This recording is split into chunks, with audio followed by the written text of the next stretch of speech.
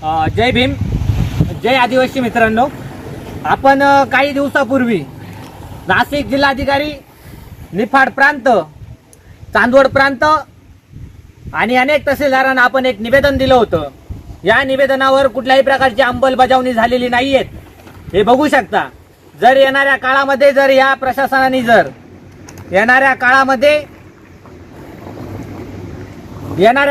या प्रशासनाने जर दलित आदिवासी क्रांती दलाच्या कुठल्याही पदाधिकाऱ्याला जर विश्वासात घेतलं नाही तर याचा परिणाम फार मोठ्या प्रमाणामध्ये यांना भोगावा लागेल.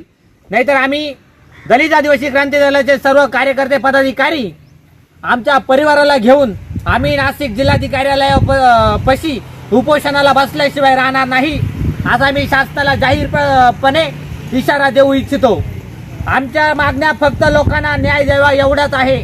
याच्यामध्ये जातीचे दाखले असतील, रेशन कार्ड असतील, विधवा महिला असतील, पेन्शन योजना असतील, घरकुलाचे प्रश्न असतील, जे शासन सीएमईजीपी पीएमईजीपी ज्या घरकुल सीएमईजीपी पीएमईजीपी जे बेरोजगार मुलं आहेत त्यांच्यासाठी शासन ज्या योजना देतं, या योजनांचा लाभ यांच्यापर्यंत मिळाला नाही तर इथून पुढे दलित आदिवासी क्रांती दल यांच्या पाठीमागे खंबीरपणे खांद्याला खांदा लावून काम करेल आणि यांची जागा दाखवण्याचं काम दलित आदिवासी क्रांती दलामार्फत करण्याचं काम करणार आहोत, असा इशारा मी विनोद भोसले, दलित आदिवासी क्रांती दल प्रणेता आदेश भाऊ वानखेडे, राहुल भाऊ निर्भवने, निफाड तालुका उपाध्यक्ष प्रवीण भाऊ वानखेडे तसेच सुधीर भाऊ लांडगे यांना सर्वानुमते आम्ही दलित आदिवासी क्रांती दलाच्या मार्फत या शासनाला एक इशारा देऊ इच्छितो.